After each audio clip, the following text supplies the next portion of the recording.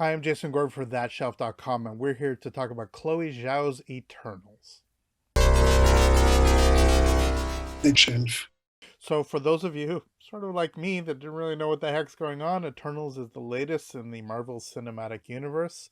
It incorporates a series of characters that, frankly, for people like me that aren't super comic booky people, are probably way outside their regular comfort zone. I think it's safe to say that everybody knows the Supermans, the Batmans, the Wonder Womans of this world.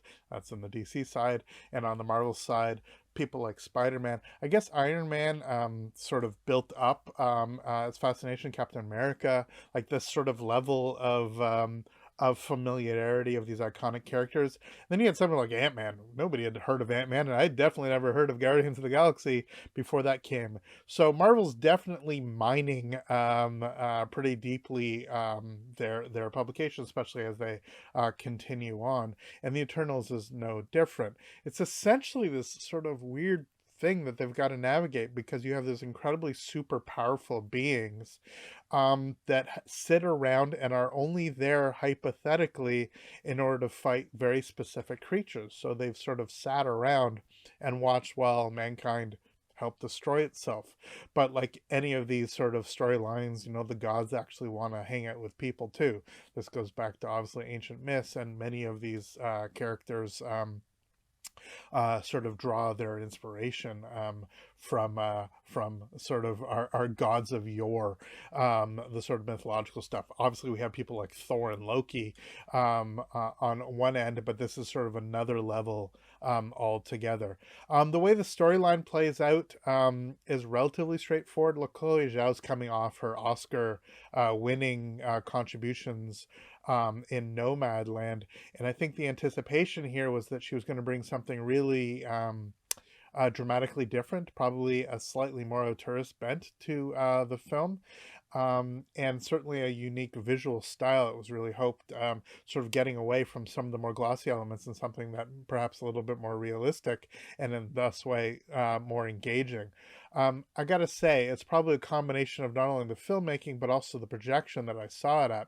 I saw it what's ostensibly meant to be one of the pinnacle sort of 2D presentations, a non-IMAX presentation, and this film looked like shit. I have no better way of describing it. It's dark, it's murky, it's dour. It there's a humorlessness to the compositions that really brought the film down. I just think that I didn't know what I want to be. Look, I can sort of tease Nomadland all I want, the way that other people do for the interminable sunrise and sunset shots. It's just like wherever the camera turned, it always seemed that it was either magic hour or just at dawn.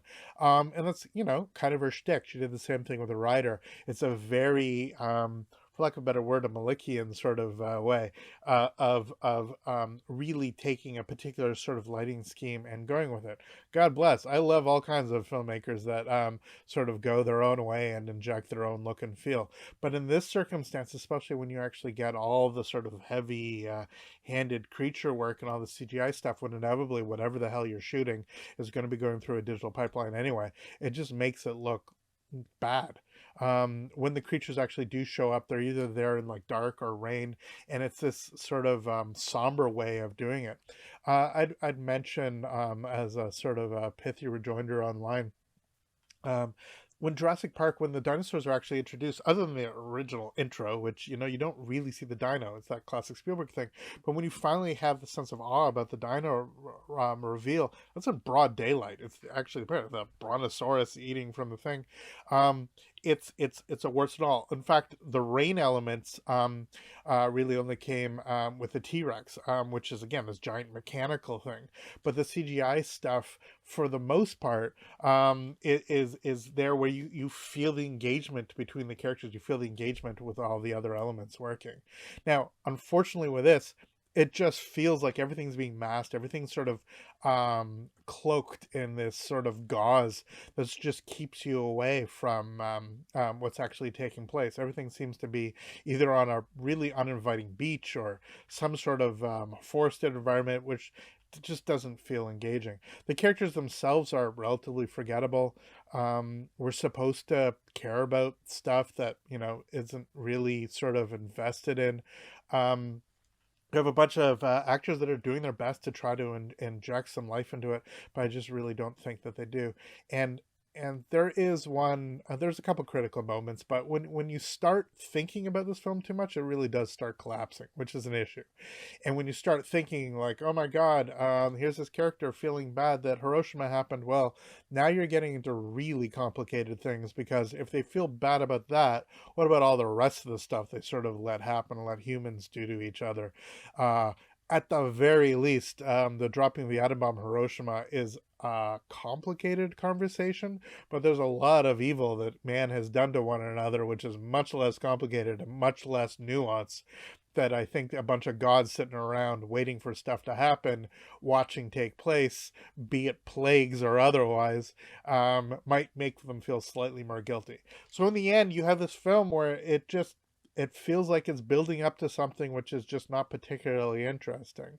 The further away from the film, the less I remember about it, frankly. It just feels like it's trying too hard. They have a bunch of performers just doing their best, but never really gelling, and there's next to no sense of fun. It's one thing to be serious and like take it seriously, but it's another thing to feel that the whole thing becomes all the more frivolous because everything is so self-serious. Um, there's a couple Game of Thrones people in here. Gemma Chen is beautiful and amazing. Um, there's a couple other of the performers that are fine, but as it plays out, it just feels like this, like homework. Like it's some sort of episodic thing that you gotta watch to get through the next thing. Now, when they screened it for us, we did not get the post-credit sequence. So the fact that most people are actually losing their minds about what's to come, and ooh, Harry Styles is going to be the next one. It's like, okay. And then again, there's hints and teases about another character, some sort of knight, obviously an Arthurian connection. We didn't get that overtly, because I missed the post-credit sequence, but also it's another character that I have nothing necessarily invested in. So look, we want new stuff and we want familiar stuff. This is a typical claim for audiences, but this sort of feels both not new and not the new stuff we wanted, if that makes any sense. Feels like it's drawing from something that many of us are just simply not a part of, and so we don't have much to actually care about when things actually take place. When characters die or when characters get hurt, it's like, okay, well, I guess that happened, so we'll move on and pretend like nothing's particularly important here in the end. So yeah, I'm not sure Eternals is really going to be a fantastic showcase about what's to come. I think there have been much more interesting things within the greater pantheon of Marvel movies. I think this one maybe retroactively will play some significance with the story we're going to get, but as a standalone thing, it didn't look great. It wasn't so much fun to watch. It was pretty dull. It was pretty boring. And overall, I'd say it's absolutely a miss. So there you are. I wish I had better news, but The Eternals is kind of a flop. For thatshelf.com, I'm Jason Gorber. Please subscribe. Please tune in next video, and we'll see you next time. Take care.